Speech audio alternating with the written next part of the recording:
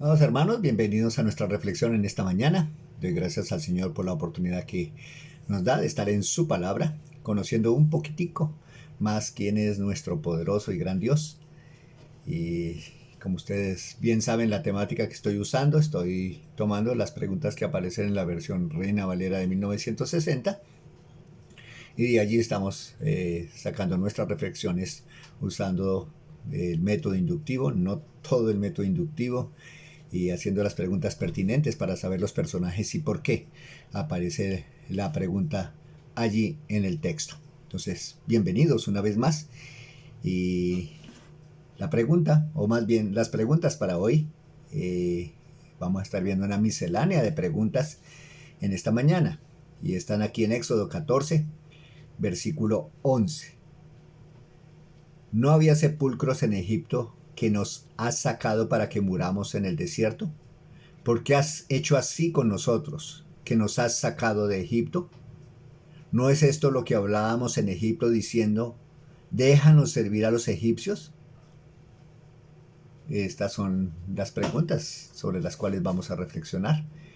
Y primeramente oremos al Señor para que sea Él quien ilumine nuestro entendimiento, abra nuestros corazones para que podamos entender lo que el Señor quiere expresar en este día. Oramos. Muchas gracias, Dios, te damos por tu bendita y preciosa palabra. Gracias, Señor, por tu historia.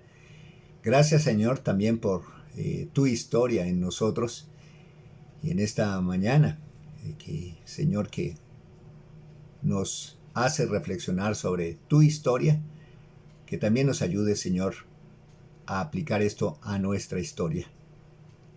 Ruego, Dios, que nos ayudes y nos guardes de menospreciarte a ti, de menospreciar tu obra, lo que tú has hecho, Señor, en y con nosotros, y ayúdanos, por favor, a nunca, Señor amado, entrar en este tipo de mal ejemplo, Señor, que vemos aquí en este punto de tu historia.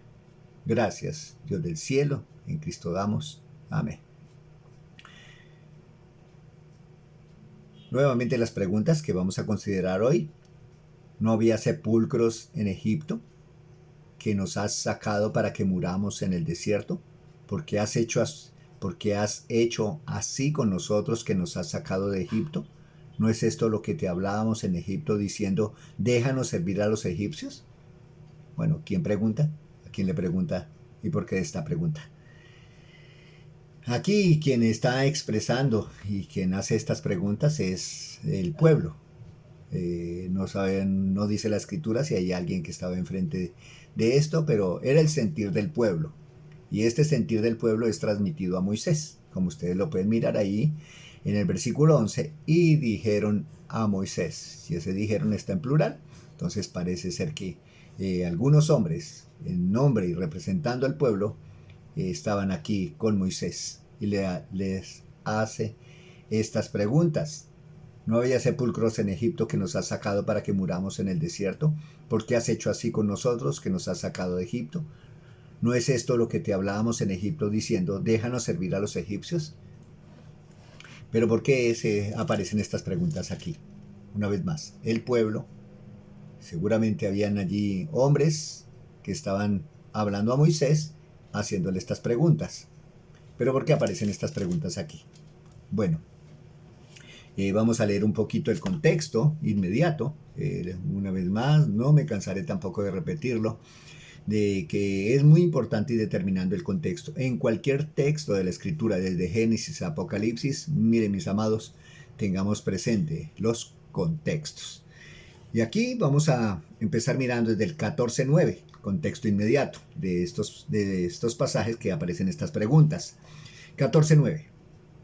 Siguiéndolos pues los egipcios con toda la caballería y carros de Faraón, su gente de a caballo y todo su ejército, los alcanzaron acampados junto al mar, al lado de Pihahirot, delante de Baal-Zephón. Y cuando Faraón se hubo acercado, los hijos de Israel alzaron sus ojos, y he aquí que los egipcios venían tras ellos. Por lo que los hijos de Israel temieron en gran manera y clamaron a Jehová. Y dijeron a Moisés, ¿no había sepulcros en Egipto que nos has sacado para que muramos en el desierto? ¿Por qué has hecho esto así con nosotros, que nos has sacado de Egipto? ¿No es esto lo que te hablábamos en Egipto diciendo, déjanos servir a los egipcios? ¿Por qué mejor? Porque mejor nos fuera servir a los egipcios que morir nosotros en el desierto. Y Moisés dijo al pueblo, no temáis, estáis firmes y ved la salvación que Jehová hará hoy con vosotros. Porque los egipcios que hoy habéis visto, nunca más para siempre los veréis. Jehová peleará por vosotros y vosotros estaréis tranquilos. Estas preguntas se dan, mis amados, como lo vemos aquí claramente en la Escritura, cuando ya venía Faraón. Recordemos que Dios le endureció el corazón a Faraón, de una vez que salió el pueblo, entonces los persiguen, 600 carros allí bien armados, como nos dice la Escritura y en el versículo 7 del capítulo 14, eran guerreros, eran hombres de pelea, eran hombres muy preparados para la guerra, y vienen ellos aquí contra Israel, un pueblo que no tenía mucha preparación, totalmente opuesto en el aspecto militar a los egipcios, indefensos, y ahí estaban. El pueblo de Israel ven que se están acercando, ven todos esos carros, ven todo ese ejército que se acerca a ellos y temen al Señor. Temen y claman al Señor. Entonces, ¿por qué se dan estas preguntas aquí? Por el temor que en ese instante embargó a Israel, viéndose en la condición tan compleja y complicada que ya los egipcios se acercaban para aniquilarlos. Y bueno, mis amados, aquí como podemos ver también la respuesta de Moisés, ¿no? ¿Cuál fue la respuesta de Moisés? No los censuró, no los regañó, no los amonestó en este momento, no. Simplemente les dice, confiemos, esperemos. Y da estas palabras tan hermosas diciendo, Moisés dijo al pueblo, no temáis, estad firmes. El versículo 13, Moisés dijo al pueblo, no temáis, estad firmes y ved la salvación que Jehová hará hoy con vosotros. Porque los egipcios que hoy habéis visto, nunca más para siempre los veréis.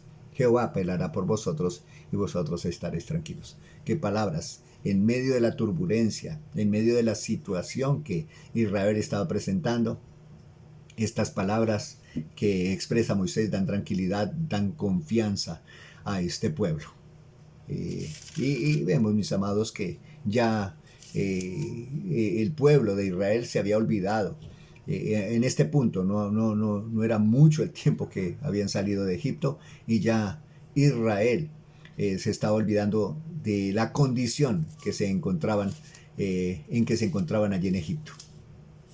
Como ustedes pueden recordar, y ahí en la Biblia está, en Éxodo capítulo 1, versículo 13 y 14, los egipcios subyugaron mucho más en esclavitud al pueblo de Israel, les pusieron cargas sumamente pesadas, el pueblo clama, y ahí en el capítulo 2, versículo 23 y 24, otra vez vuelve y se manifiesta y se expresa la condición de Israel allí en Egipto. Su situación era lamentable, su situación era triste, su situación era tormentosa, y Dios en su bondad y su misericordia se acuerda de ellos porque ellos clamaron al Señor con todo su ser de que les ayudara y les sacara de allí, de esa esclavitud.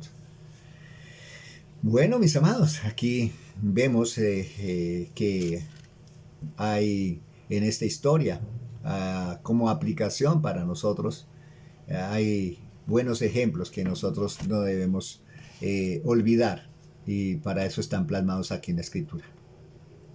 Las situaciones que a veces se nos presentan en la vida, situaciones a veces complejas, complicadas, cuando nosotros nos vemos incapaces de obrar en una manera sabia y entendida, porque no tenemos la capacidad, porque no tenemos la manera y la forma de cómo enfrentar esas situaciones, pues es ahí, mis amados, es ahí donde realmente debemos nosotros descansar en el Señor, confiar en el Señor y ver la grandeza de nuestro Dios.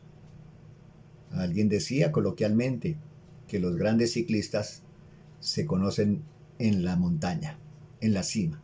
Cuando viene el mayor esfuerzo, cuando viene la mayor oposición, allí verdaderamente es donde se conocen esos deportistas, y también cuando vienen las dificultades a nuestra vida, cuando vienen las situaciones, como ya lo expresé, donde no podemos hacer absolutamente nada y somos incapaces de obrar, ahí es cuando el Señor quiere manifestarse, y ahí es donde debemos nosotros tener una actitud de agradecimiento y de reverencia para con Él.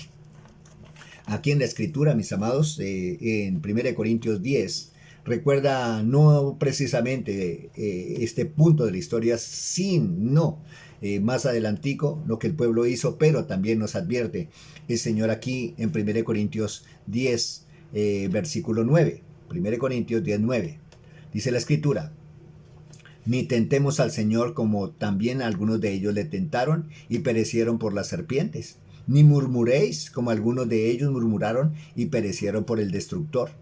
Y estas cosas les acontecieron como ejemplo y están escritas para amonestarnos a nosotros, a quienes han alcanzado los fines de los siglos. Así que el que piensa estar firme, mire que no caiga. La exhortación está: estos ejemplos de murmuración es tentar al Señor. Cuando murmuramos al Señor, cuando menospreciamos lo que Él hizo por nosotros, sacarnos de la esclavitud de nuestro pecado, dar su vida para el perdón de nuestros pecados, sacarnos de allí, y lo que Dios ha hecho en nosotros y lo menospreciamos, es tentar al Señor. Es con nuestra murmuración, cuando a veces consideramos que mejor era el mundo que la vida cristiana, mejor era el mundo que ahora vivir en Cristo, menos sufrimiento, menos tormento, todas esas cosas debemos obrarlas con diligencia, con sabiduría, porque Dios las escucha. Dios vive en nosotros, mora en nosotros, en la persona del Señor Jesucristo está en nosotros, y Él sabe cuando nosotros murmuramos, cuando nosotros tenemos una actitud desafortunadamente de hostilidad para con Él. Le animo, mi amado, en Cristo Jesús, que podamos reposar en el Señor, que podamos esperar en Él, que podamos confiar en Él en cualquier situación y circunstancia que se pueda presentar en nuestra vida. Ánimo en el Señor, y esperemos confiados en el Señor que veremos su obra en medio de nosotros. Muchas gracias y bendiciones para todos.